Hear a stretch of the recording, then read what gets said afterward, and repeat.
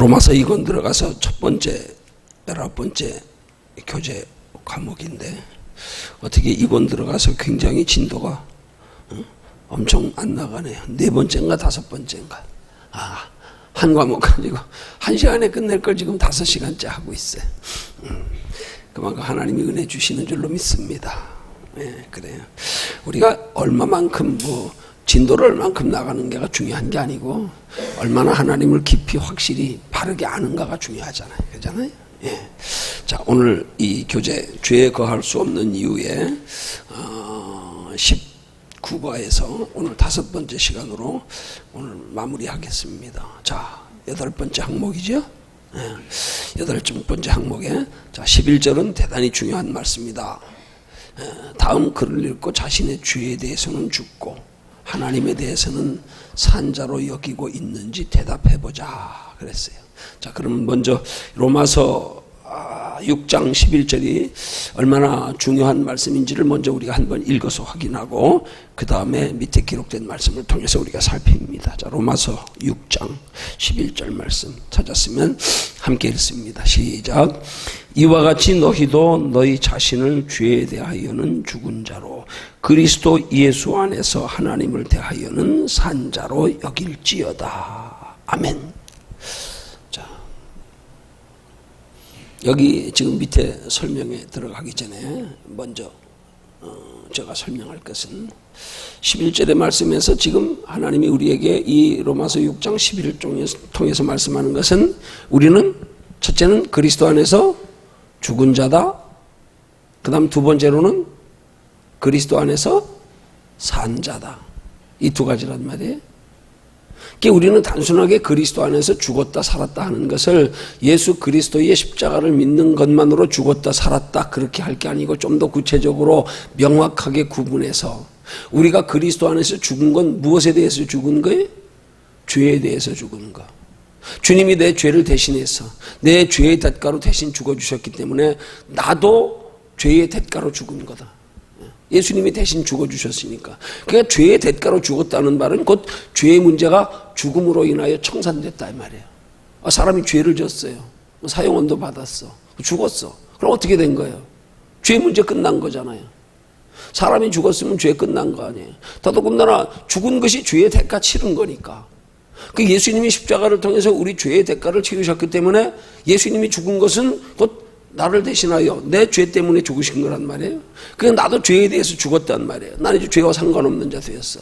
그러나 중요한 것은 그 다음에 우리가 산 자가 되었다 그랬잖아요. 그럼 산 것은 뭘로 살았냐 이 말이에요. 죽은 건 우리가 예수 그리스도 십자가로 죽었지만 그러나 산 것은 다시 사는 것은 아담과 하와 때에 잃어버렸던 하나님의 형상이 회복되어지는 게 사는 거란 말이에요.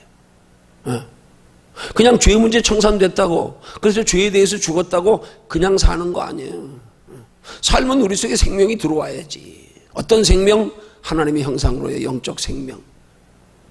그 예수님은 우리를 죄에 대하여 죽은 자가 되게 하시고 다시 하나님의 형상으로 산 자가 되게 하시기 위해서 예수님이 십자가에만 계실 수가 없다 이 말이에요. 그래서 예수님은 부활승천하시고 우리에게 성령으로 오셔서 우리 속에 들어오시는 거란 말이에요. 그러면 우리가 죄에 대해서 죽은 건 예수 그리스도 십자가로 죽었어요.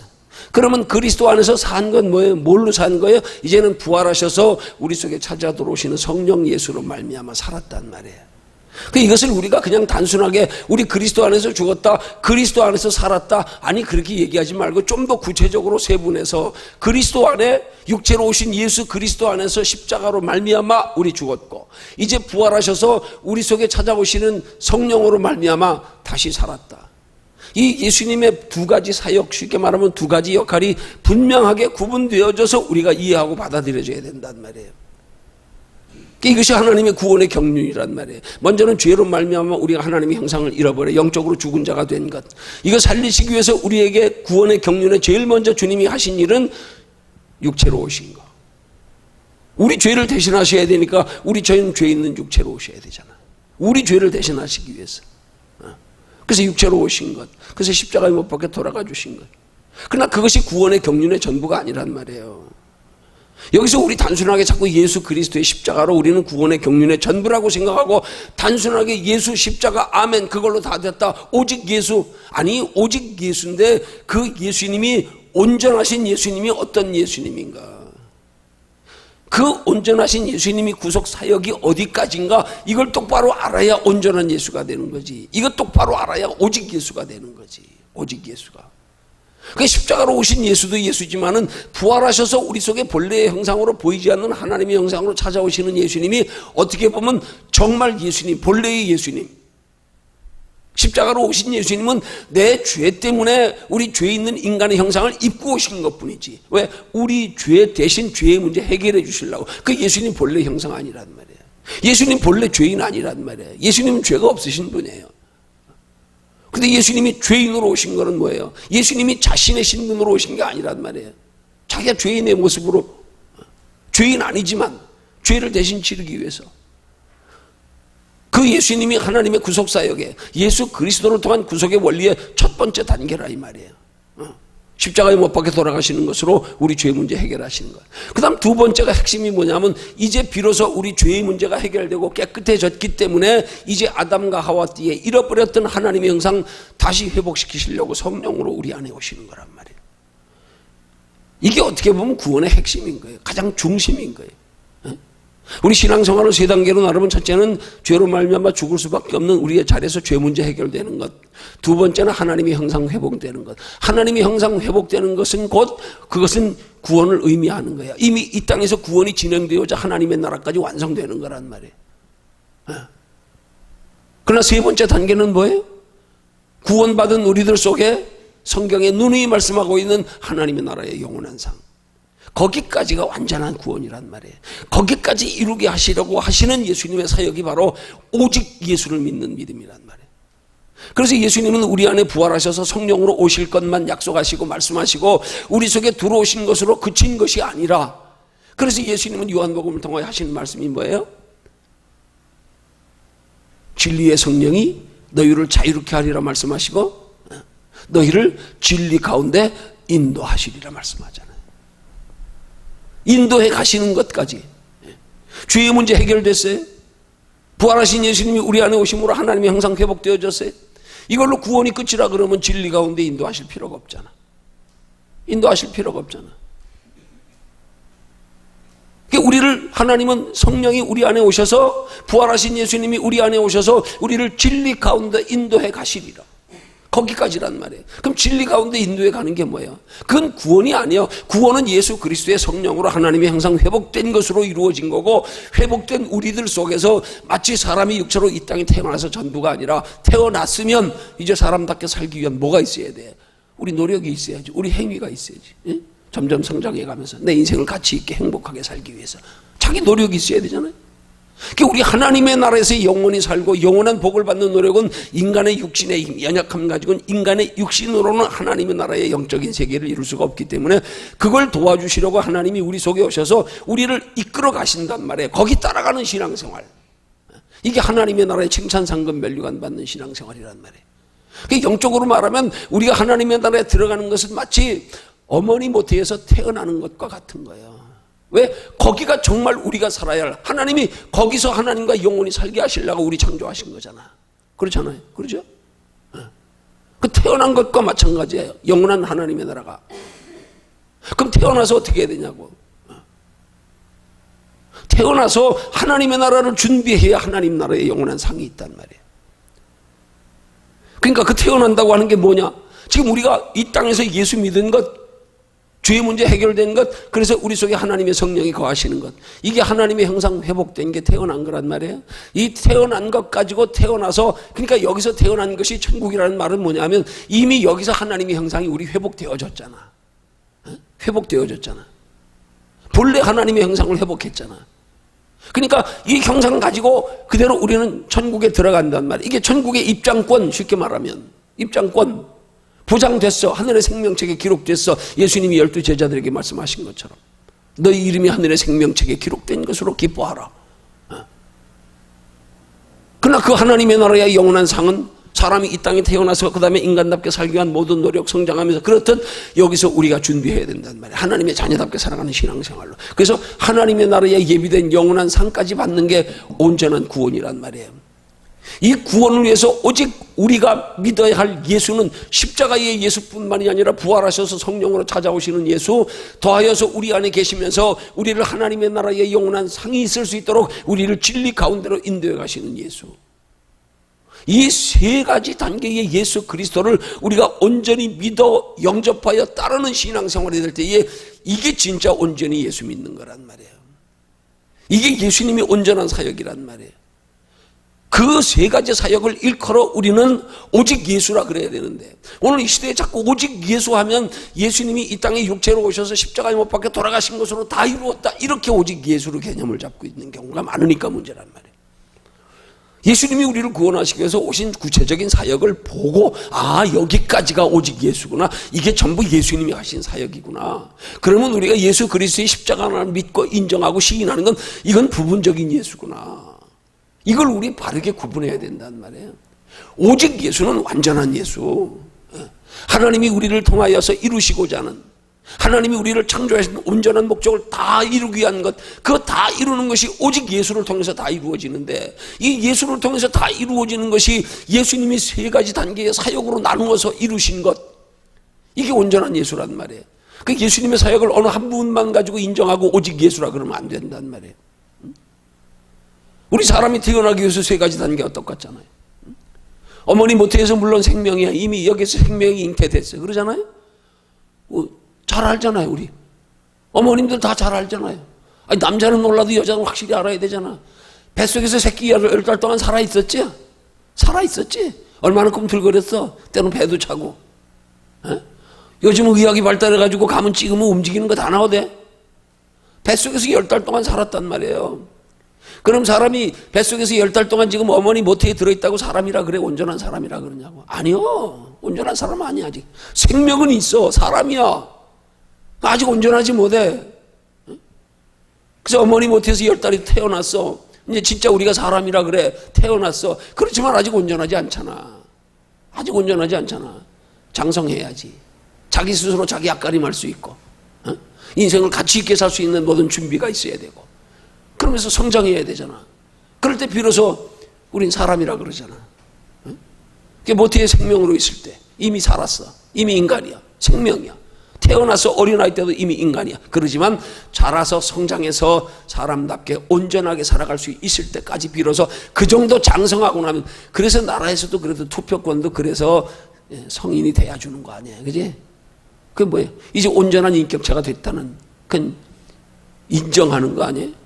인생도 태어나서 이렇게 단계가 있단 말이야. 이 세 단계가 다 이루어질 때 우린 뭐라 그래? 그걸 사람답게 산다 그러지. 그게 온전한 사람이지. 신앙도 마찬가지잖아요. 어떻게 예수 그리스도를 통해 우리 죄의 문제만 해결된 것 가지고 예수가 온전한 예수냐고요. 예수님이 우리 죄의 문제 해결하신 건 우리 영혼에 살게 하시려고, 영혼이 살기 위해서는 먼저 우리 속에 잃어버렸던 하나님의 형상이 먼저 회복되어져야 되기 때문에 그 회복시키시려고, 그래서 회복시키시려고 부활하셔서 성령으로 우리 속에 찾아오시고, 성령으로 우리 속에 찾아오셨다고 구원이 완성되어졌다 그러면 굳이 우리를 진리 가운데로 인도해 가실 필요가 뭐 있어요? 그냥 성령 받았어, 체험했어, 우리 속에 하나님 계셔, 그럼 끝났어. 그럼 어떻게 하면 돼? 그냥 하나님 나라 갈 때까지 그냥 편안히 살면 되지 뭐. 육신에 필요한 거나 추구하면서. 다음 단계를 모르니까 그렇게 되는 거란 말이에요. 그러니까 사람들이 예수 믿으면서도 예수 믿고 난 다음에 목표가 없고 소망이 없고 열정이 없으니까, 그러니까 적당히 믿는 거예요. 그냥 나 구원받았네, 너 구원받았네, 우리 다 구원받았다. 얼마나 많은 경우에 그리스도인들이 하나님의 나라의 상에 대한 개념이 안 잡혀 있는지 몰라. 그냥 구원받았으면 됐지, 하나님 나라의 상이 있다는 걸 이해를 못하는 경우가 너무 많아요. 너무 많아.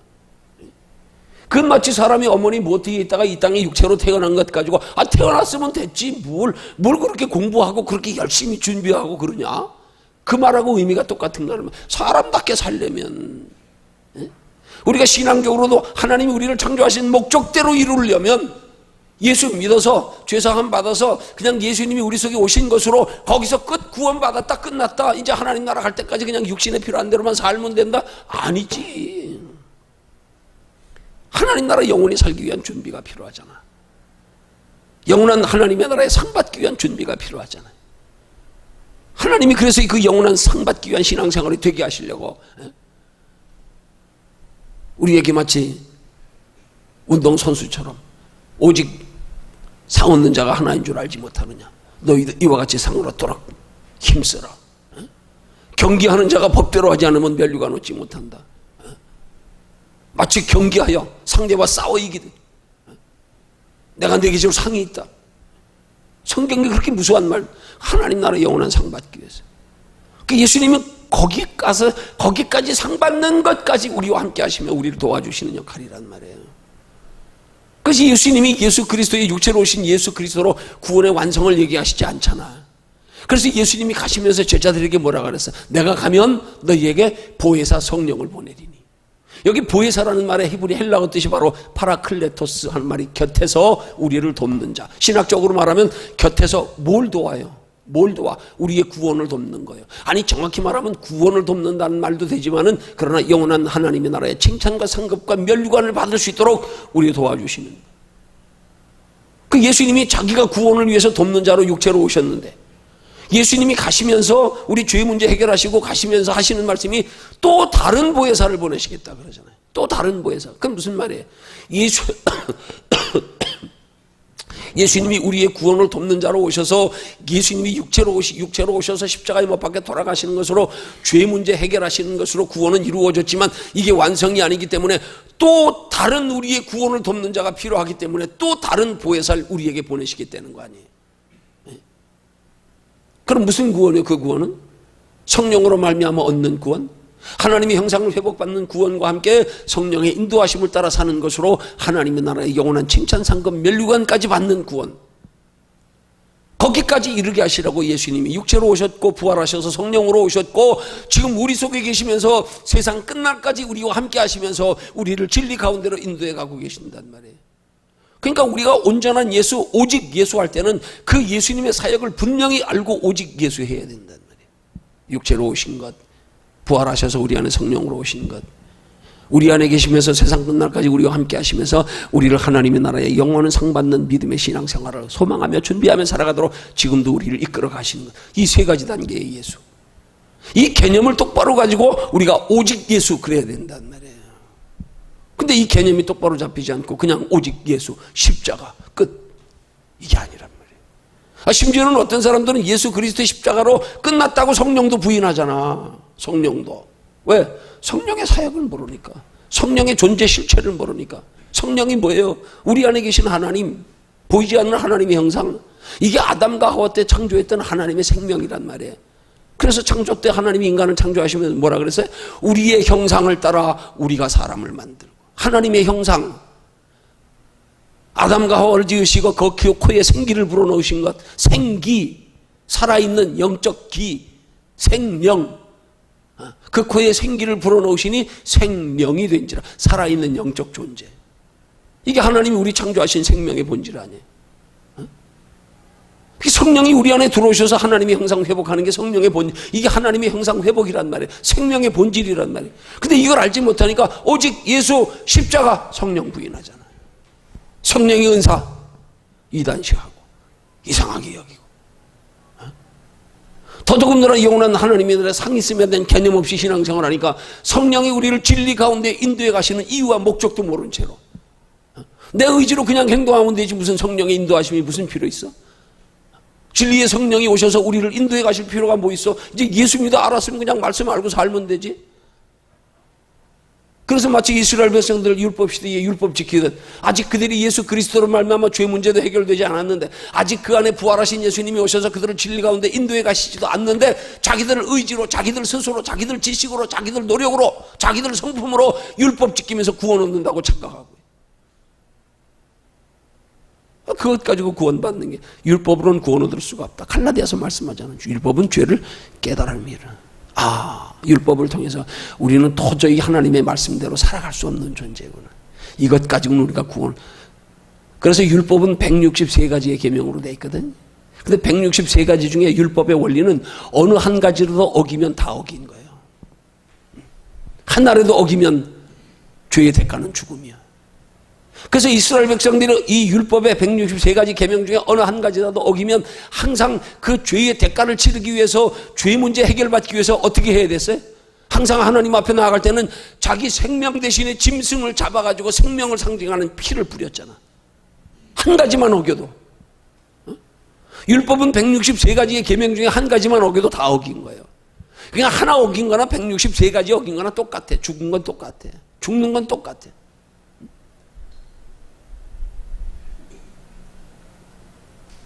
우리가 우리 안에 성령의 인도하심 없이 우리가 의지로 사는 거, 이것 가지고는 하나님이 인정하시는 게 아니라, 그러면 그냥 율법으로 그냥 지키면 되지.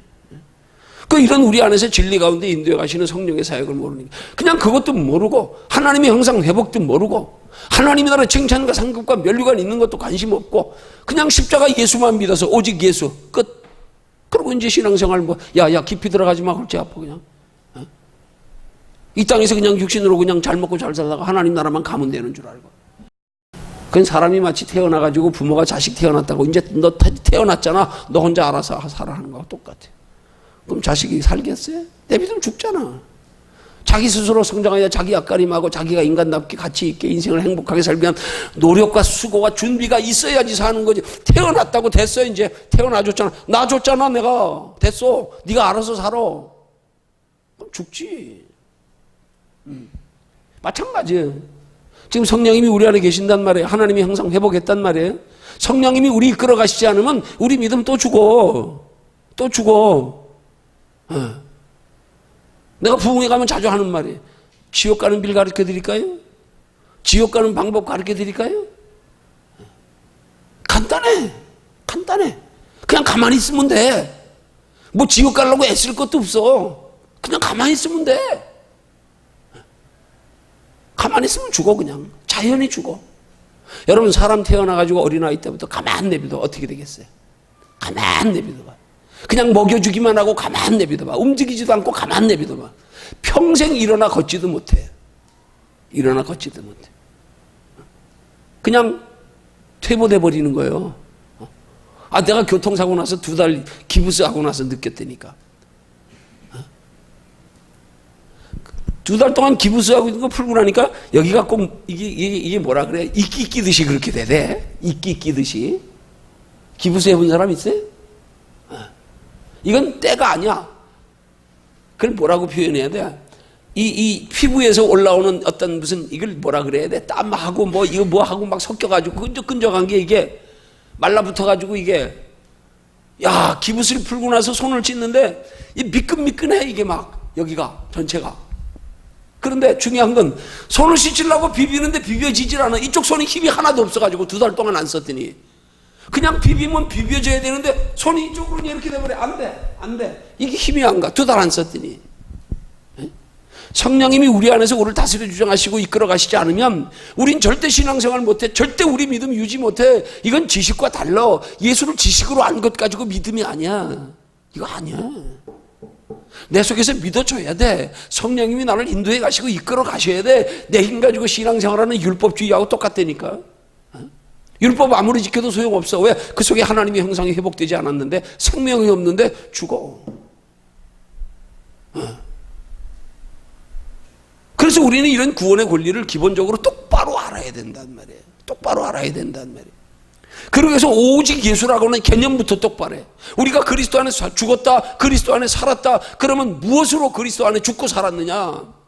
더하여 좀 더 구체적으로 하면 그리스도 안에 죽었다, 살았다. 이제 그리스도 안에서 산 자기 때문에 산 자로서의 우리에게 예비된 영원한 축복이 있다, 상이 있다. 여기까지 알고 들어가야 된단 말이에요. 예수님이 거기까지 우리를 인도하시려고 메시아로 오신 거란 말이에요. 근데 그 메시아의 사역을 기껏 십자가에 못 박혀 돌아가신 사역으로 끝 됐어요. 주님, 이거면 됐어요. 뭐가 돼 되기는. 그건 마치 어린애가 어머니 모태에서 태어나가지고 됐어요, 놔줬으니 감사해요, 이제 간섭 마세요, 내가 알아서 살 테니까. 그거하고 똑같은 거예요. 뭐 살아요? 죽지. 태어났다고 됐냐고, 예수 믿었다고 됐냐고. 아니라니까. 그 성령님이 우리 안에서 우리를 인도해 가시는 것까지가 우리가 예수 믿는 거예요. 정확히 말하면 십자가만 믿는 거 가지고 믿는 거 아니에요. 부활하심도 믿어야 되고, 그 부활하심은 건 나를 위한 부활하심이라 예수님이 부활하심으로 통하여 나도 영원히 부활하여 다시 살게 되었다. 여기까지 믿어야 되고. 그래서 예수 부활이 내 부활. 그래서 우리 부활절 예배 때 보면 꼭 먼저 뭐 먼저 해? 뭐 먼저 해? 인사 뭐 먼저 해? 인사 뭐 먼저 해요? 우리 설교할 때 인사 뭐 먼저 하냐고. 부활절 날, 부활주일 날. 왜 대답들을 안 해요? 뭘 먼저 해요? 부활을 축하합니다 그러잖아. 예수님이 부활했는데 왜 나보러 축하하냐고. 부활을 축하합니다. 예수 부활이 내 부활이기 때문에, 예수님 부활 때문에 나도 다시 영원히 살게 됐기 때문에, 그러니까 부활을 축하하는 거 아니에요. 그냥 예수님 부활로 끝나면 나와 무슨 상관이 있어. 그러면 앞에다 예수님 수식을 붙여야지, 명사를 붙여야지. 예수님 부활 축하합니다 그래야 되잖아. 근데 서로 인사하면서 부활 축하합니다. 예수님 때문에 우리도 살았다 이 말이에요. 응? 살아난 우리 속에 하나님은 영원한 하나님의 나라, 우리 동행하시면서 거기까지 하나님의 나라 준비하며 살게. 이런 우리 기본 믿음의 이런 기본 구원의 원리를 똑바로 알고 믿어야지. 이걸 똑바로 알고 믿어야지.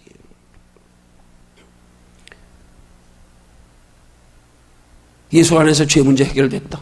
죄에 대하여 죽었다. 이제 살았다. 어떻게? 뭘로? 왜 살리셨는데? 산 다음엔 어떻게 해야 되는데? 우리 산자로서 마땅한 신앙생활은 어떻게 해야 되는데? 여기까지 우리가 단계적으로 분명하게 이해하고 그렇게 살 때 비로소 온전한 예수 믿는 거란 말이에요. 그런 신앙 가지고 오직 예수 하면 되는 거야. 그 부분이 다 예수 사역이잖아. 다. 그게 오직 예수잖아요. 근데 십자가만 가지고 오직 예수라 그러니까 다른 예수는 부인하고, 육체로 오신 예수님만 인정하고 그 예수님이 부활하셔서 지금 우리 속에 찾아오신다는데 안 받아들여. 우리 속에 찾아오시는 증거가 뭐예요? 그게 성령이잖아요. 그래서 우리 안에 성령이 계신 증거, 주님이 우리 안에 찾아오신 증거가 나타나는 걸 뭐라 그래? 은사라 그러잖아. 성령의 선물이라 그러잖아. 성령님이 우리 안에 오신 것으로 나타나는 것. 그래서 예수님이 부활 승천하시면서 제자들에게 약속하신 말씀이 뭐예요? 예수님이 승천하시고 나서부터 그 뒤에 있을 일을 예수님이 승천하시기 직전에 제자들에게 하신 말씀, 마가복음 17장 맨 마지막 절에 믿는 자들에게 이런 표적이 따르리니. 무슨 말이에요? 따르리니 하는 말이 뭐야? 내가 가고 나면 그 뒤로부터 표적이 따라올 거야 그런 말이에요. 따르리니 하므로 앞으로 그런 말이에요. 이제부터 앞으로, 이 다음에 조금 지나면 예수님이 약속하신 마가의 다락방에서 성령이 임하시고 나면, 그래서 초대교회는 성령의 은사로부터 방언이 터지면서부터 시작된 거 아니에요? 마가의 다락방에서 사도행전 2장에 보면 성령이 오시면 그때부터 너희에게 이런 표적이 따르게 될 거다. 그 표적이 뭐예요? 너희가 내 이름으로 귀신을 쫓아내며 새 방언을 말하며 뱀을 집으며 무슨 독을 마실지라도 해를 받지 아니하며 병든 자들에게 손을 얹은 즉 나으리라. 이거 익숙한 말 아니에요? 익숙한 내용 아니에요? 이게 다 뭐예요? 예수님이 공생애에 계시면서 하시던 사역이잖아요. 전부 이게. 안 그래요? 예수님이 다 하시던 사역이란 말이에요. 근데 이제 예수님이 십자가에 못 박혀 돌아가시고 부활 승천하시면서 우리에게 하시는 말씀이, 내가 공생애의 육체로 와서 행하던 이 모든 기적들, 이사와 표적들 이제 너희에게서 나타날 거야 이 말이잖아요. 믿는 자들에게 이런 표적이 따르리니, 내가 행하던 것들을 이제는 너희에게서 나타나게 될 거다 그 말이에요. 믿는 자들 속에서 나타나게 될 거라 이 말이에요. 그러니까 그래서 우리가 이 예수의 이름으로 방언도 행하고 귀신도 쫓아내고. 우리 교회 귀신 쫓아내는 거 누가 좀 비디오 찍는 사람이 있었으면 참 좋았을 텐데 아쉬워. 내가 기도원 12년 사역하면서 그걸 다 찍어놨잖아. 그렇지만 내가 기도원 하나님께서 다음 단계로 인도하시면서 구미 개척하고 정리하면서 내 거 아니잖아. 그 기도원에 다 두고 왔어 그냥. 내 우리 교회에서 귀신 나가는 사람들이 현상만 가지고도 다 찍어놨어도 좀 실감 날 거예요. 실감 날 거예요. 이게 우리 눈에 보이는 세계가 다 가는구나. 나 갑자기 청년 이름도 생각하네. 이름이 생각나네. 이름이 원재야. 원재, 김원재. 지금 나이가, 청년이 벌써 50 됐네. 50 된 청년이 이제. 그때 고등학교 3학년인가 대학교 1학년 때인가 그랬어. 기도원의 원장님한테 기도받다가, 누워서 이렇게 기도받다가 갑자기 뻘떡 일어나더니, 내가 비디오 다 찍었으니까 그때 영적으로 안 좋은 사람들 기도하고 기도해 줄 때마다 내가 자료를 다 찍어놨으니까 뻘떡 일어나더니 앉아가지고 정신 나간 사람 넋 놓고 위를 천담을 쳐다보면서 하는 말이야. 앞으로 나갈까? 뒤로 나갈까? 저 별별 현상 다 찍어놨어요. 별별 현상 다 찍어놨어요. 김영자 집사님이라고 하는 분은 그 조카가 물에 빠져 죽었어. 촌에서 여름에 손자가 할머니 없고 할머니 재운다고 등에 업고 그리고 덥다고 그때 뭐 에어컨이 있었어 뭐가 있었어. 동네 앞에 개울 앞에 평상 쳐놓은데 나무 밑에다가 이렇게 모기장 이렇게 쳐놓고 손주 재운다고 없고 어두우니까 촛불 하나 평상 옆에다 이렇게 하나 켜놓고 그러다 할머니가 손주를 업고 깜빡 졸다가 아마 초를 건드렸나 봐. 초가 넘어가면서 모기장이 붙었네. 그 모기장이 얼마나 얇아였나. 그치요? 그 나이롱된 거 확 붙어버리잖아. 할머니가 놀래가지고 자다가 깨가지고 확 불이 붙어버리니까 손자 없고 엉겁게 개울로 뛰어들어간 거예요. 그냥 겨울로 손자 없고. 그 할머니가 손자를 업은 채로 개울에 뛰어들어갔으니 어떻게 되겠어 한번 생각해봐. 엉겁결에 물이 얼마나 개울에 물이 많았는지 그건 뭐 알 수 못하겠지만 그럼 누가 하는 말이냐. 기도받으면서 그 김영자 집사님 속에 있는 귀신이 하는 말이야. 그 아이를 죽게 만든 귀신이 다시 김영자 집사 속에 들어와가지고 자꾸 뭐라고 말하고 물어봤어요. 기도하면서 너 몇 살이야? 4살. 자긴 자기 의식이 없어. 너 왜 죽었어? 이 김영자 집사 입으로 나오는 게 4살짜리 얘기가 할머니 때문에 죽었어. 할머니가 어떻게 했는데 그 얘기 다 나온 거예요. 지금 하는 얘기가.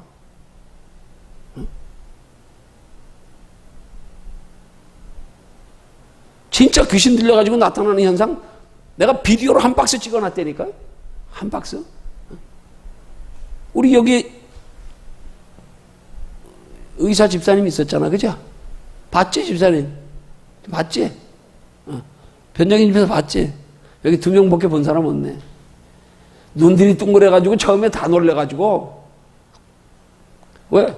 내가 그때까지 그 사역 안 했거든. 그렇지 않아도 금이 와가지고 이단 소리 듣는데 은사 나타난다고. 그 의사 선생님, 우리 집사님과 하나 흰돌산 수양관 수련회 갖다 드러나서 그때부터 안 되겠다 쫓아내야겠다. 그래서 우리 교회 와서 쫓아내기 시작한 거예요. 얼마나 많이 나갔어요. 다들 놀래가지고 막 눈이 둥그래가지고 막. 우리가 그렇게 신앙생활하면서 우린 지금 예수를 단순하게 지식적으로 그냥 성경 속에서 역사 속에서 이렇게 이론적으로만 믿고 있지만 실질적으로 이건 치열한 영적 싸움이라니까. 지금도 여전히 보이지 않는 게 그래서 성경은 이 악한 영들을 세상 권세 잡은 세상 권세를 마귀에게 내어줬다고 성경은 말씀하잖아요. 공중 권세 잡은 자라고. 지금 우리 한 영혼에도 예수 믿지 못하게 하려고 악한 영들이 역사해가지고 알지 못하게 아파서 시달리는 사람들도 많고 얼마나 많냐고 얼마나. 영적 싸움이에요 실제로. 그냥 앉아가지고 이론적으로 이거 말씀만 배우고 머리로 하는 것 가지고 신앙이 아니라니까.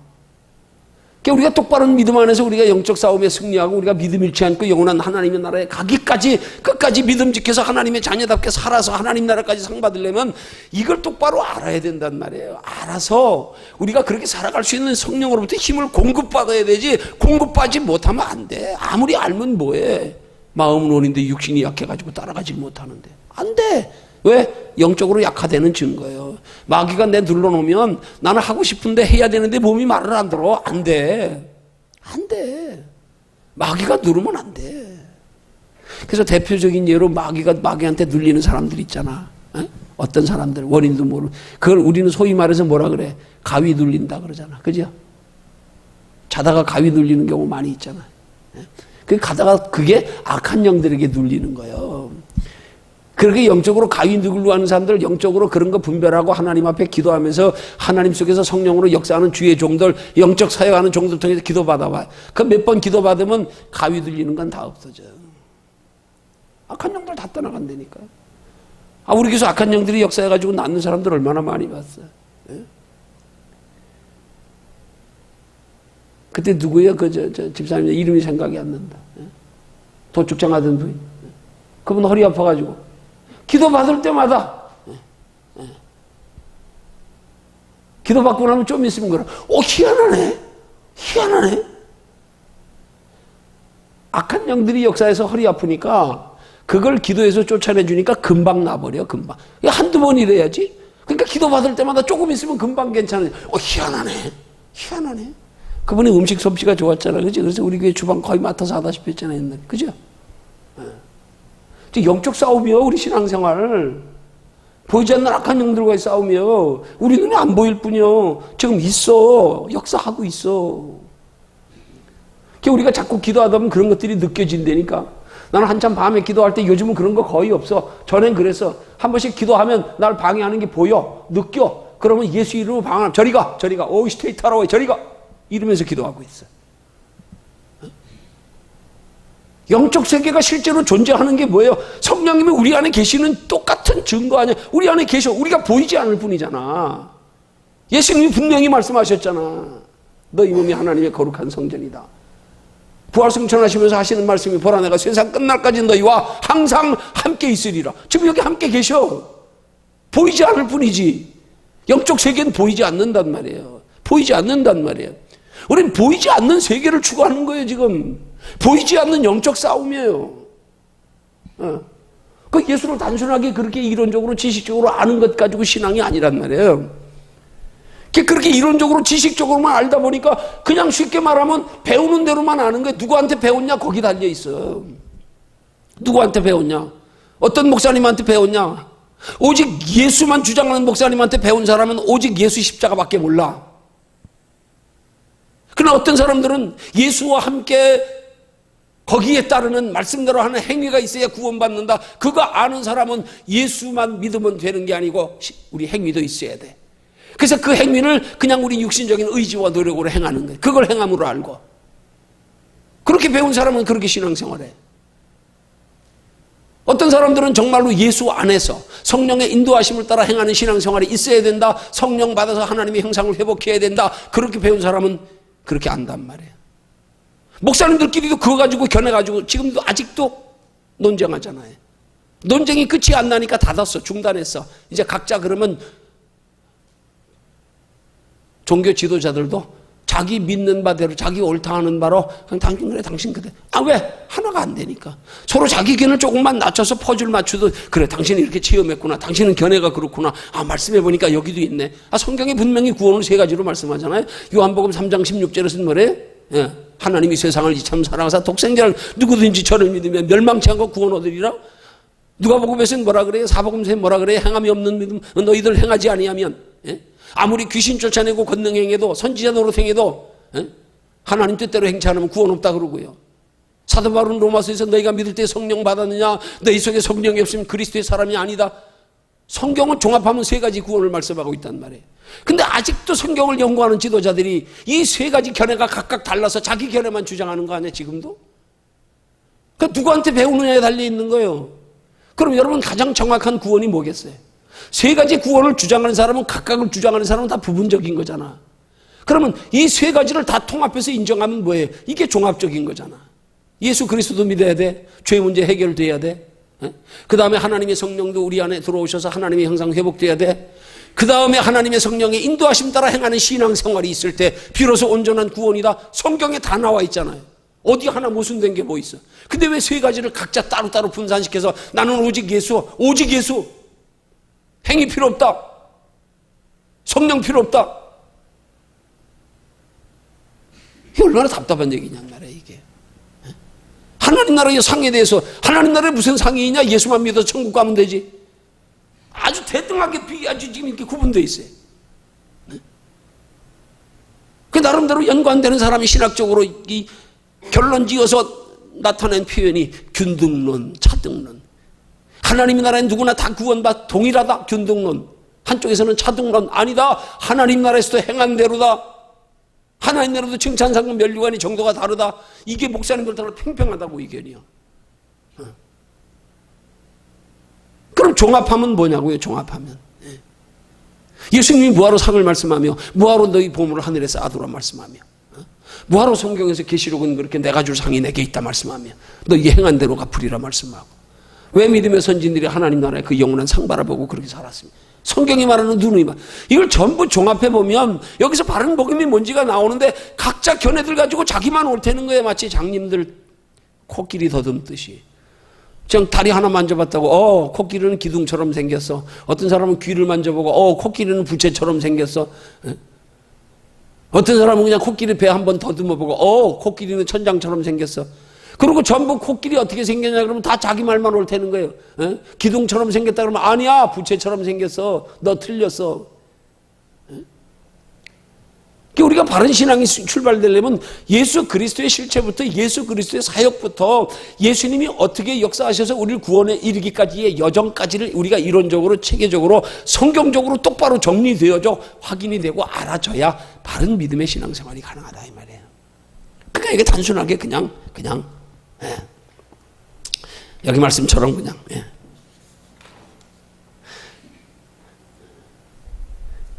오늘 11절의 말씀처럼 그냥 그렇게 우리가 그의 11절의 말씀 다시 한번 읽을게요. 로마서 6장 11절.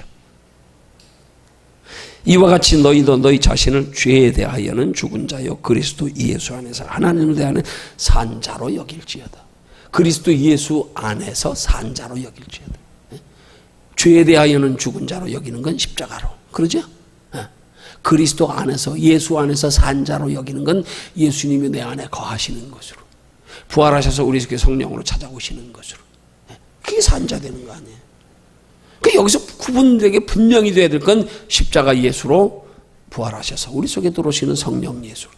그 로마서에 그렇게 정확히 기록되어 있으면 얼마나 좋겠어. 그냥 그리스도 예수 안에서 죽은 자로 산 자로. 아니요.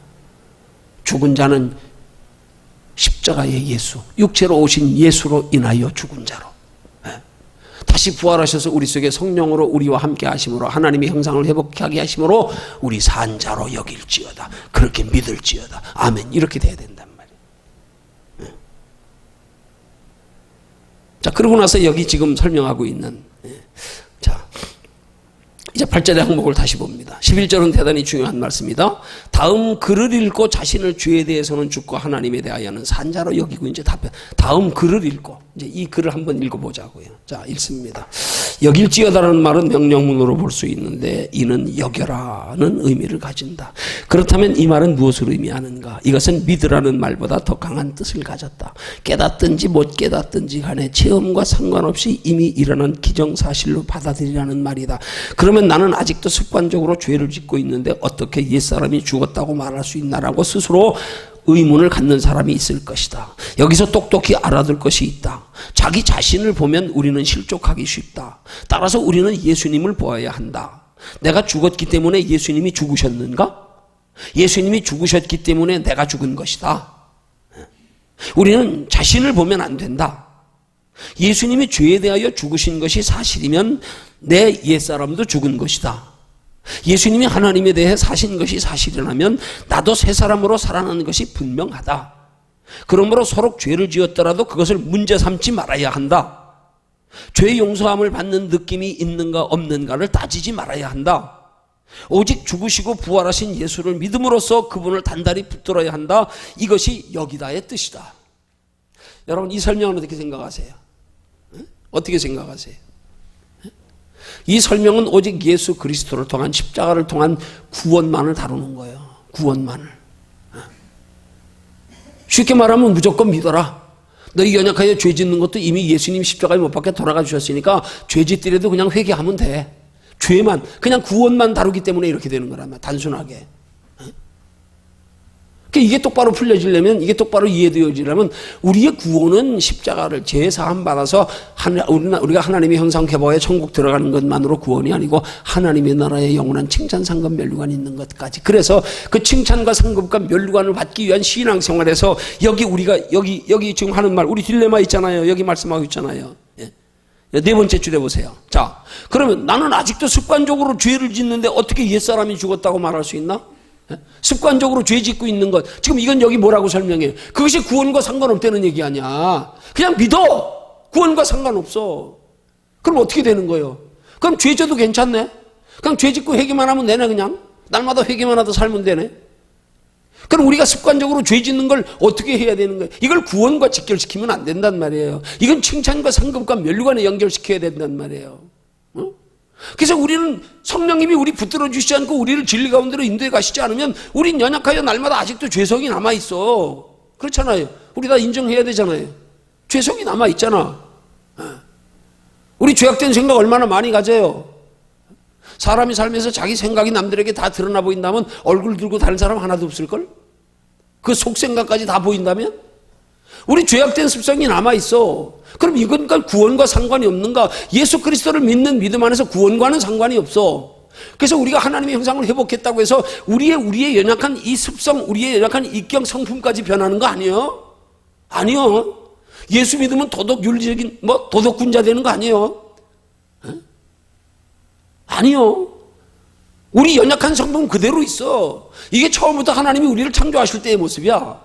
하나님이 아담과 하와를 제대로 그러면 완벽하게 창조하셨다면 왜 하나님의 명령에 불순종하여 선악과 따먹냐고, 왜 마귀에게 미혹되냐고, 그거 보암직하고 먹음직하고 탐스럽다고. 이게 인간의 죄성이 있단 말이에요. 완전한 하나님의 형상으로 완전한 성화되어 구원될 수 있는 그런 존재로 하나님이 창조하신 게 아니란 말이에요. 하나님과 영원히 거하기 위한 그 전 단계가 에덴 동산이었단 말이에요.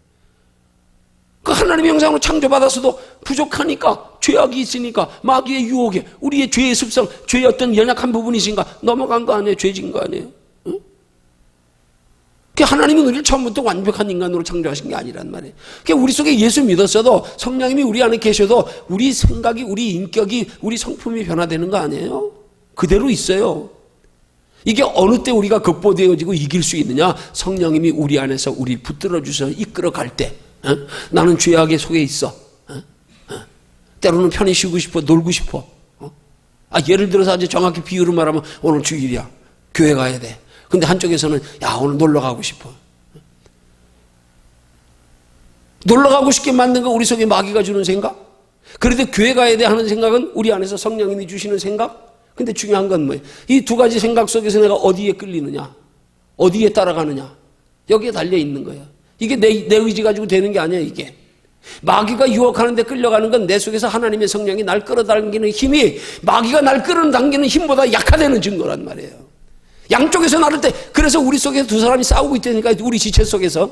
사도 바울은 그래서 나는 곤고한 사람이라고 로마서 7장이 말씀하는 거잖아요. 오호라 나는 곤고한 사람이로다. 이 사망의 몸에서 누가 나를 건져내려. 내가 조금만 약하면 마귀가 끌고 가. 그러고 싶지 않은데 따라가고 앉았어. 마음은 오는데 육신이 약해가지고요. 기도하고 싶은데 안 돼. 왜요? 마귀가 끌어당기는 힘이 강하기 때문에. 내 힘으로 못 극복해. 그걸 극복할 수 있는 길이 뭐냐? 기도해서 하나님이 내 마음에 주시는 생각이 마귀 생각보다 강할 땐 저거 물리치고 이쪽 따라가는. 안 돼. 교회 갈 거야. 안 돼. 기도할 거야. 이렇게 되는 거란 말이에요. 그게 우리 속에 영적 싸움이란 말이에요. 이 영적 싸움이 어디까지냐? 얼만큼 기도해야 되느냐? 그건 각자에게 달렸어. 보래? 우리 밥 먹는 것도 그렇잖아요. 나이 똑같고 무슨 그 똑같은 어른이라고 밥 먹는 양이 똑같아? 아니잖아요. 사람 따라 양이 틀리잖아. 소화력이 얼마나 왕성한 거에 따라서 다르고, 식습관에 따라서 위가 크느냐 작느냐에 따라서 다르고, 어떤 사람도 체질적으로도 먹으면 물만 먹어도 살찌는 사람이 있다며? 여자들 자주 말하대요. 나는 물만 먹어도 살찐다. 어떤 사람은 아무리 먹어도 살이 안 쪄. 그렇게 퍼먹어도. 어떻게 하다가 세연이 때문에 먹방을 한번 보게 됐어요. 그렇게 가늘픈 처녀가 나이가 한 20대 한 초반밖에 안 됐겠어요. 라면 10개 갖다 놓고 먹고 앉았는데 이게 사람인가 싶다, 이게. 와. 각자가 달라. 그건 뭐예요? 응? 내가 성령의 이끌림 받고 그래서 하나님의 뜻대로 하나님의 자녀답게 살아서 영원한 하나님의 나라까지 상받는 신앙생활이 되기 위해서는 악한 영이 나를 끌어가는 힘보다 하나님의 성령의 끌림 받는 힘이 강해야 된단 말이에요. 그러면 그만큼 하려면 얼만큼 해야 되느냐? 답이 없어. 각자에게서 답을 찾아야 돼. 각자에게서. 엿장수가 1분에 가위질 몇 번 한다고요? 몇 번 해요? 엿장수 마음대로. 답이 없어. 내 속에 있어. 나는 어느 정도 기도하니까 마귀가 나를 끌어가는 힘보다 하나님의 성령이 끌어가는 힘이 강해서 마귀의 유혹을 이길 수 있구나. 이 정도는 유지해야겠구나. 그럼 그만큼 해야 되는 거예요. 그만큼 해야 되는 거예요. 기도 10시간, 20시간 한들 소용없어. 나 못 이기면 끝이요. 기도 뭐하러 하는 건데. 기도 자체가 경건이? 아니요. 착각하면 안 돼. 내 속에서 하나님의 영이 끌어가는 걸 따라가면 내게 축복이 있어, 평안이 있어, 상이 있어. 내 속에서 마귀가 끌어가는 데 따라가면 축복 없어, 상 없어, 평안 없어. 영적 싸움이란 말이에요. 영적 싸움. 이거 신앙생활이라 그러는 거예요. 그러면 내가 하나님께로부터 끌림 받아서 축복받고 평안 얻고 하나님 나라 상 받으려면 성령님이 나를 끌어가는 힘이 강해져야 된단 말이에요. 마귀가 나를 끌어가는 힘이 강하면 나는 어쩔 수 없이 딸려가 울면서도 마음은 원인데 육체가 약해가지고 그러고 따라가. 주여 나는 그러고 싶지 않은데요. 예? 그 세상 사람들이 흔히 하는 말 목구멍이 포도청이라고. 할 수 없이 걱정되니까. 나 예수 잘 믿고 아니 예수 믿는 사람 치고 예수 잘 믿고 싶지 않은 사람 어디 있냐고. 안 그래? 다 잘 믿고 싶지. 마음대로 되냐고요. 안 되잖아. 그 안 되는 원인이 뭐냔 말이야. 내 속에 영적 싸움이라니까. 나를 누가 끌어가느냐, 나를 누가 지배하느냐라니까. 누가. 마귀가 지배하면 우리는 유혹에 넘어지게 돼 있어. 하나님의 성령이 지배하면 그걸 물리치고 극복할 수 있게 돼 있단 말이에요. 그 내가 평소에 신앙생활에서 하나님의 성령에 끌리는 힘이 강하냐, 마귀에게 끌리는 힘이 강하냐, 이 싸움이란 말이에요. 그 내가 하나님 앞에서 평안 얻고 복을 받고 인도와 복을 받고 하나님 나라 상 받기 위해서는 나와 하나님과의 관계 속에서 난 이만큼 싸워야 돼. 사람마다 각자 먹는 양이 있잖아. 양이 있잖아. 그 정도는 먹어줘야 돼. 아니 두 그릇 먹는 사람이 그래 어디 가가지고 밥 요만큼 먹고 떼울리니까 힘없지. 내 체력 유지할 만큼 먹어야지. 정답이 없는 거요. 나 조금 먹는다고 남들 많이 먹는다고 뭐라 그러지 말고. 남들 많이 먹는데 뭐 난 많이 먹는데 조금 먹는다고 억지로 갖다 먹이면. 아니 나 이런 사람들 제일 싫어. 자기 기준에 맞추는 사람들. 아니 사람마다 다 다른데 왜 자기 기준에 맞춰? 아니 자기 입에 맞게 먹게 가만 냅두면 되지. 억지로 먹으라고 더 먹어야 된다고. 지난번에도 우스개로도 얘기했잖아요. 어느 목사님 만나가지고 사모님하고 추어탕 집고 갔는데, 나는 부추 별로 안 좋아해. 근데 부추가 맛있다 그러면서 나한테 물어보지도 않고 사모님이 부추를 잔뜩 내 그릇에 푹 넣어주네. 아이고, 참 주책도, 그게 뭔 주책이야, 그게? 좀, 그 사람 식상 좀 물어보고 좀, 목사님 부추 좋아하세요? 여러분, 음식의 정답이 어디 있어? 음식의 정답이 어디 있어? 꼭 하면 아는 척 하는 사람이 있어. 요거는 요렇게 먹어야 돼. 음식의 법이 어디 있어? 나 맛있게 먹는 게 정답이지. 그지? 그럼 각지 취향대로 맛있게 먹게 하면 될 거 아니야. 그럼 고기 먹을 때 소금 찍어 먹어서 맛있는 사람이 소금 달래면 좀 주면 되지. 뭘 그렇게 이상하게 쳐다봐. 목사님 된장 찍어 먹으면 되는데 왜 소금 달래요? 아이고, 답답해라. 아이고, 참. 그 사람 그게 취향인데, 그거 좋아하는데, 내가 맛있게 먹어야지, 내가. 음식도 법이 있어. 이건 이렇게 먹는 거예요. 법이 어디 있어? 응? 신앙생활은 그렇게 율법으로 하는 게 아니란 말이에요. 응? 그래서 내가 기준 삼아가지고 나만큼 기도 안 하면 속으로 은근히 멸치하고, 에이, 저거 기도도 안 하는 게 뭐. 나만큼. 아니에요. 안타까워할 건 나만큼이 아니고, 그가 지금 기도도 하지 못해서 그가 마땅히 하나님 앞에 살아서 복받을 만큼 하지 못하는 게 안타까워하는 거지. 기도 많이 하고 적게 하는 게 중요해. 너 이길 수 있는 만큼 해라.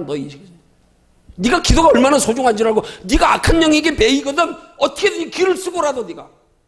안 되면 네가 금식을 하더라도 뭐 그냥 24시간 작정 기도라도 이길 때까지, 힘 생길 때까지. 그게 기준이요. 그게 기준이요. 대머리 보러 어디까지냐 머리냐 그랬더니 대답을 그렇게 했다 그러잖아. 저 아침에 일어나서 세수할 때 손이 어디까지 가나 보세요. 거기까지가 얼굴이고 그 다음은 머리로 하면 됩니다. 내 기준이요. 내 기준을 잘 알아야 돼. 내 기준에 맞춰야 돼. 내 기준에 미달되면 마귀에게 진단 말이야. 목사도 목사 기준에 맞추지 않으면 지는 거예요. 지는 거예요. 그래서 우리가 기도가 중요한 거란 말이에요. 기도는 나와의 싸움이에요. 내가 사느냐 죽느냐의 싸움이야. 하나님 내려오나 칭찬 상급 멸관 받느냐 못 받느냐 싸움이란 말이에요. 기도해서 싸워서 승리하면 이 땅에서도 평안이 있단 말이에요. 이 땅에서도 하나님이 때를 따라 채워주신단 말이에요.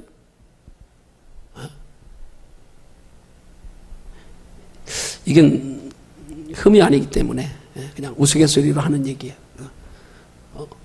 어제 식사 후에 김학령 선생님이 붙잡고 얘기하는 바람에 한 3시간을 그냥 3시간이 아니지 한 3시까지 이런저런 얘기, 고민 얘기, 뭐 얘기 쭉 신앙 얘기 뭐 쭉 들어주면서 상담해주고 하다. 무슨 얘기가 나왔냐?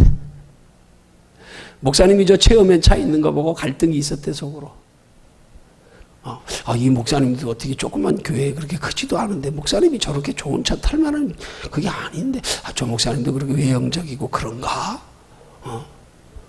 마음에 시험거리가 있었어요. 그 어떻게 자연스럽게 그거 내가 간증을 하게 됐어요. 근데 그때 이실직고하고 털어놓더라고.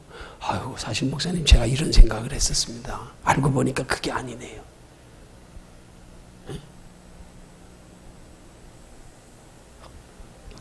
내가 욕심 가지고 누구한테 체면 부리고 자랑하려고 그런 차 타냐고. 하나님이 주신 거니까 타지. 우리 개념이 그런 거예요. 여러분, 율법과 신앙의 원리가 거기서 차이가 나는 거예요. 그런 데서. 율법은 자꾸 그 사람의 신앙의 동기나 신앙의 정도나 이런 어떤 영적 상황은 생각하지 아니하고 그냥 행위만 가지고 나와 비교해서 판단하는 거. 이게 문제란 말이에요. 우리 이런 걸 없애야 돼. 이게 똑바로 영적 신앙생활의 원리예요. 사람을 함부로 행동 가지고 판단하지 말아요. 아니야. 그게 아니라니까.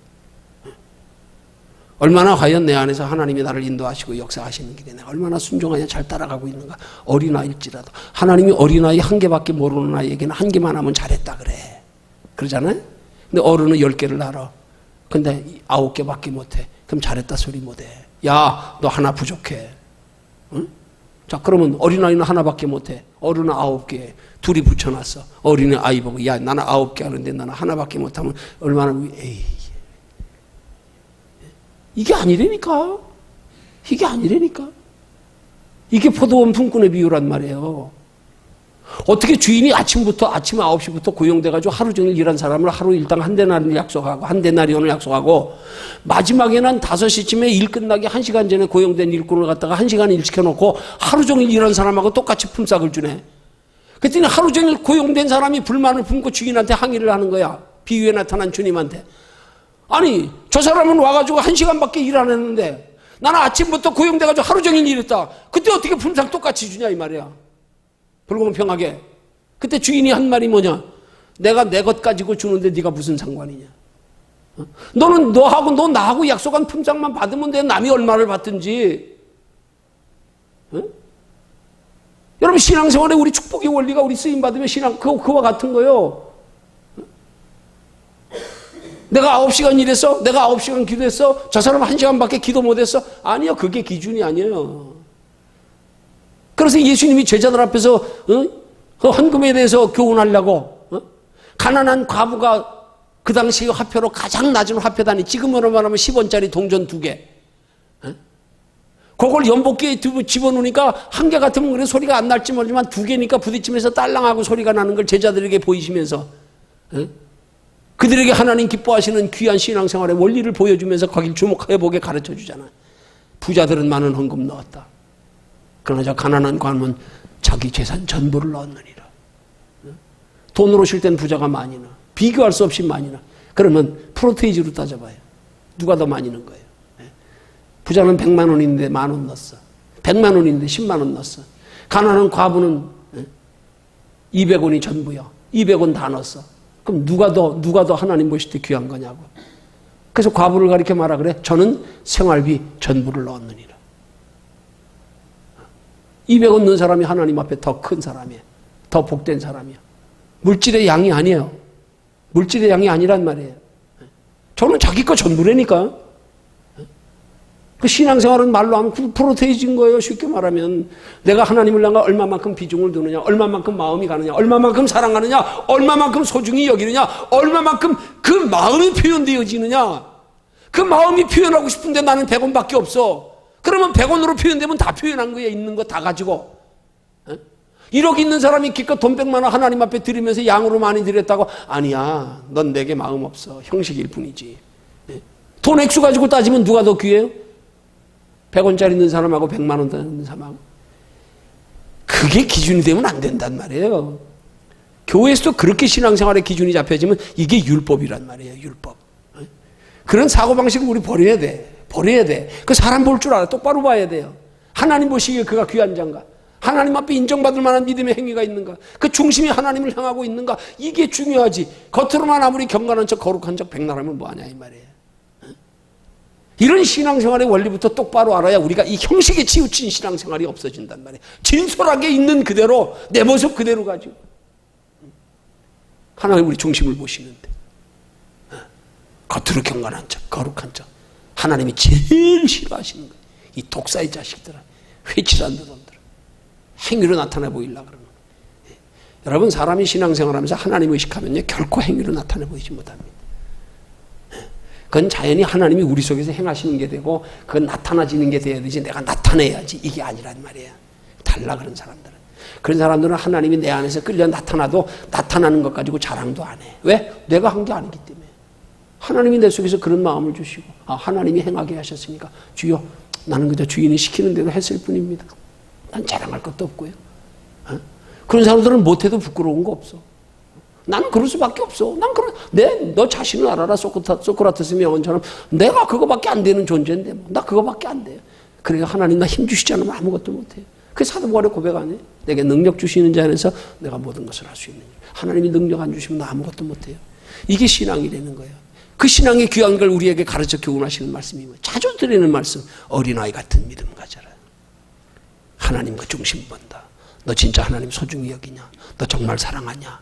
너 정말 이 땅에 사람이 육체로 살다 가는 게 끝이 아니고 다음 세상 영원한 세상이 아니야. 너 삶의 가치관이 바뀌었냐? 그게 바뀌고 나니까 하나님은 다윗 같은 사람도 용서하시고 쓰시는 거. 우리 이해 못한다니까, 인간의 그런 도덕 윤리를 보면. 어떻게 그렇게 자기 오른팔 같은 부하 장군을 그래? 전쟁 태어나가서 돌에 맞아 살인한 거지요. 의도적으로 죽인 거지. 왜? 그 마누라 뺏은 거 감추기 위해서. 남의 마누라 뺏어가지고 간음하는 거 감추기 위해서. 처음에는 어떻게 덮으려고 그랬어? 전쟁에 싸우고 있는 우리아를 불러가지고, 아내하고 동침시키게 하면 자기하고 동침한 게 드러나지 않을 거 아니야. 그래서 자녀나면. 그럼 자기 자식인 줄 알 거 아니야. 그런데 이 장군이 와가지고 아내하고 너 싸우다가 와서 수고했다. 며칠 쉬었다 가라 이랬더니, 내가 지금 장군이 전쟁에서 싸우고 있는데 내 부하들이 피를 흘리며 싸우고 있는데 내가 지금 돌아와서 안일하게 아내하고 여기서 잠자리 하고 있겠냐고요. 거절하니까 허물을 덮을 길이 없네. 그래서 어떻게 한 거예요? 꾀를 낸 거잖아. 몰래 전령을 보내가지고 전장으로 다시 돌아가거든. 맨 앞자리 세워라. 돌에 맞아 죽게 해라. 자기 허물 감추려고. 이거 극악무도한 이런 죄가 어디 있어요? 성경에 이렇게 죄 지은 사람 누가 있어요? 다윗처럼. 근데 어떻게 하나님이 그런 사람을 내 마음에 합한 자래? 어떻게 그런 사람의 후손을 통해서 예수 그리스도가 이 땅에 오시냐고요? 이거 이해 가요, 진짜? 이해 가냐고요, 이게? 우리가 생각하는 선의 개념과 하나님이 생각하는 영적 선의 개념이 차원이 다르다는 거 이해가 가냐고요? 그렇다고 결코 그게 잘하는 행동은 아니에요. 그것 때문에 그 뒤에 다윗은 그 죄의 대가로 얼마나 그 죄의 대가를 잔혹하게 치렀냐고. 그 죄의 대가가 뭐예요? 사람은 미워하지 않지만 하나님, 다윗을 향한 사랑은 거두어 가시지 않았지만 그 죄의 대가는 치러야 됐기에. 그래서 그 죄의 대가 치는 게 뭐예요? 그 아들 압살롬이 반역해가지고 다윗의 후궁들까지 부인들까지 백주 대낮에 모든 백성들이 보는 앞에서 다 범했잖아. 아들이 어머니를. 아들의 반역으로 왕이 뺏겨가지고 쫓겨다니고. 죽는 것보다 더 고통스러운 거지요. 죄의 대가는 치렀다 이 말이에요. 그럼에도 불구하고 하나님은 다윗의 그 생명 걸고 하나님 앞에 그 신앙에, 그건 하나님이 버리시지 않았기에 그를 이스라엘의 왕위에서 그 후손들에게 끊어지지 않게 하시고 그 후손을 통해서 예수가 오게 하시고, 그 하나님이 다윗의 그 생애를 몰라서 그렇게 말씀하셨을까? 사도행전에 이새의 아들 다윗을 만나니 내 마음에 합한 자로다. 내가 저로 통하여 내 뜻을 다 이루게 하리라 하시더니 예수 그리스도를, 다윗을 통하여 예수 그리스도가 이 땅에 오셨다는 말씀. 하나님 앞에 뭐가 중요한지 우리 똑바로 알고 신앙생활해야 된단 말이에요. 그래서 하나님 앞에 우리가 진짜 생명의 본질을 모르는 줄 알고 우리 삶의 목적과 가치관이 바뀌어지고 나서 우리 조금 육신적으로 조금 잘못하는 거 아무것도 아니에요. 내가 의도적으로 잘못한 거 아니, 나는 악의를 가지고 하는 거 아니, 나는 연약해서 넘어지는 거 100번 1000번 주님 용서해 주신다 그러잖아. 70번씩 7번까지라도 용서해 준다 그러잖아. 어떤 죄 내가 연약해서 짓는 죄, 부지 중에 짓는 죄, 내가 의도로 악한 감정을 가지고 하는 게 아니고 그런 70번씩 7번까지라도 용서해 주신다잖아요. 부모가 어릴 때 자식이 철없이 자라면서 얼마나 철없는지는 많이 하고 부모 속색이고 말 안 듣고 그럴 때마다 엄마가 자녀 패면 살아남을 자녀 어디 있어?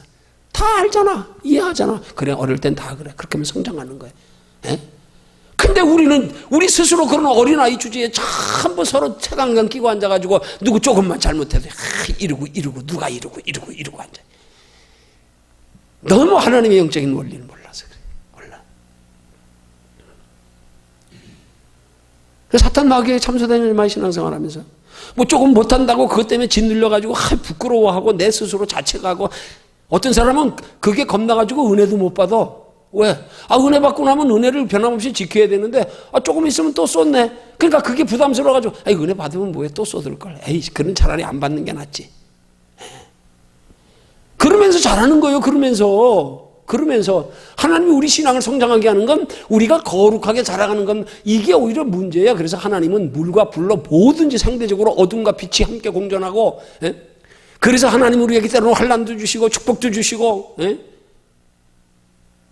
대장정이가 좋은 연장을 만들기 위해서 죄 없는 쇠붙이 그냥 불에 달궜다가 찬물에 집어넣어가지고 다시 또 차게 했다가 또 불에 달궜다가 찬 데 넣었다 더운 데 넣었다가 넣었다 뺐다 오래될수록 단단한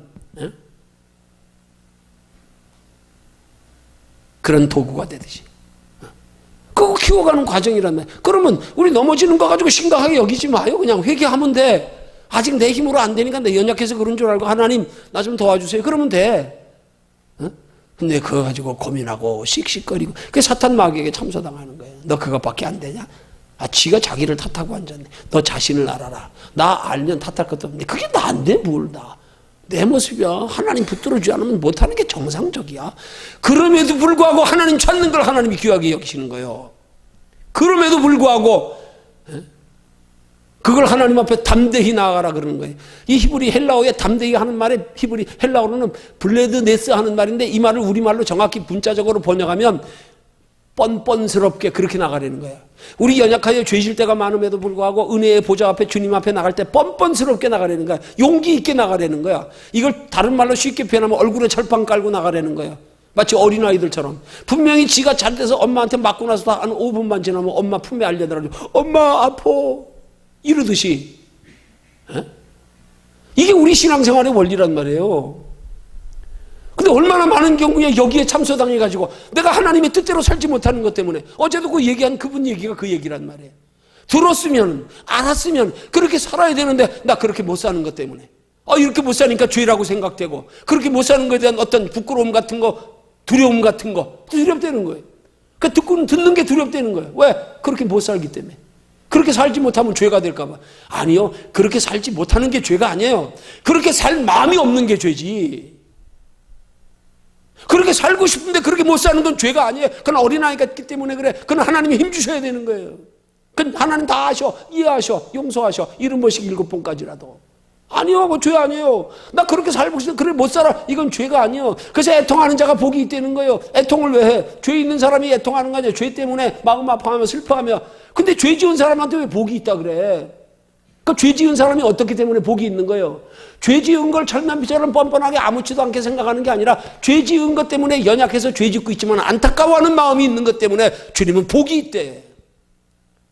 비록 죄 짓지만 죄 짓고 애통한 마음을 가지고 있지만 그걸 안타까워하는 마음이 있는 거 가지고 복이 있다는 거예요. 네가 일부러 죄 진 거 아니잖아. 네가 연약해 넘어졌잖아. 그건 70번 7번씩이라도 용서해줘. 아니란 말이에요.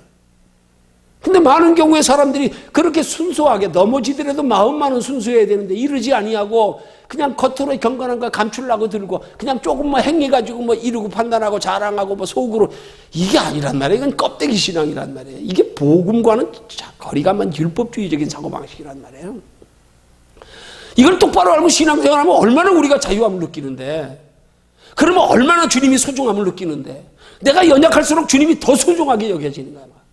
더 소중하게 어린아이가 아플 때 부모의 존재를 제일 실감하는 거예요. 아파서 병원에 누워 있어봐 애들이. 제일 실감하는 거야. 부모가 얼마나 소중한지. 우리 신앙생활하면서 연약할 때 하나님의 소중한 존재를 알게 되는 거예요. 좀 살만해지면 잊어버리고 나요. 아니야. 그것도 하나님 은혜예요. 그래서 그것도 하나님 은혜. 이걸 우리 바로 알아야 된단 말이에요. 이런 복음의 원리를 똑바로 알고 우리가 신앙생활을 해야 되지. 그래서 여기 지금 말씀은 지금 여기 죄에 대하여 죽고 하나님에 대하여 산 자라고 여기 있는지 답해보자. 이 글을 읽고 하는데 이걸 우리 단순히 구원으로만 여기면은 이 말씀이 이해가 잘 안 가고 우리가 이게 우리에게 동의되어도 받아들여지질 않는 거란 말이에요. 우리 속에 연약함이 있어요. 당연해요. 그것 때문에 고민하는 것도 있어야 돼요. 고민 없으면 안 돼요. 이게 문제야, 이게. 나 예수한테 그냥 회개했으면 됐는데 고민 없는 게 문제야. 그건 하나님 나라의 상과 직결되는 거야. 내가 하나님 뜻대로 못 살면 그만큼 상이 없어. 그럼 고민해야지 진짜 연약해서 못 사는 거. 그러면 더 우리가 하나님의 존재를 의식하고 필요로 하고 주님 나 좀 도와주세요. 낮에 해처럼 밤에 달처럼 그렇게 살고 싶은데 욕심도 없이 그렇게 살고 싶은데 예수여 나를 도와주셔서 이렇게 돼야 되지. 이걸 예수 그리스도로 인해서 죄도 괜찮아. 너 십자가로 다 해결됐어. 그럼 뭐 만드는 거예요, 이게? 에? 뻔뻔하게 만드는 거 아니에요? 죄책감도 없이. 예수 믿어 다 됐는데 다 됐는데 죄 고민하지 마. 이러면 잘못하면 뭐로 나가요? 구원파로 나가는 거예요. 예수님이 과거의 죄, 현재의 죄, 미래의 죄 다 용서해 주셨으니까 죄 짓는 거 괜찮아. 구원에만 직결시키니까. 이게 하나님 나라의 상과 연결된다는 사실. 그렇기 때문에 상 받기 위해서는 내가 이 죄 짓는 거, 연약함으로 죄 짓는 것 때문에 안타까워하는 애통하는 마음이 있어야 되고, 애통하는 마음 때문에 주님 찾고 주님 더 소중히 여기고, 주님 나 좀 도와주세요, 나 좀 붙들어 주세요, 이렇게 기도하다 보면 믿음이 자라가고 그렇게 돼야 되는 거지. 여기서 예수로 말미암아 구원에만 기준이 되니까 문제가 되는 거라 이 말이에요. 구원에만. 우리 신앙생활은 구원만이 아니란 말이에요. 하나님 나라 영원한 상까지, 거기까지 바라봐야 올바른 신앙생활. 그래야 단순하게 예수 믿은 거 가지고 다 됐다, 이게 아니란 말이에요. 나태하고 형식으로만. 오늘 그렇게 하지 않는 신앙생활 되기를. 마지막 9번째지요. 9번째. 요거까지 마치고. 마칠 것도 결론은 다 나왔어요. 예수님과 함께 죽고 살았다는 연합관계를 우리가 분명한 사실로 받아들일 때, 우리 어떻게 해야 돼요? 분명한 사실로 받아들이는 거예요? 예수님과 연합된 관계로 분명한 사실로 받아들이는 거. 예수 그리스도 육체로 말미암아, 예수 십자가로 말미암아 죄사함 받았다. 우리 안에 성령님이 함께 하시는 것으로 하나님이 항상 회복됐다. 이거예요. 그죠? 그거예요. 꼭꼭한 설명만 해주면 되는 거예요. 근데 우리에게 남은 과제가 있잖아.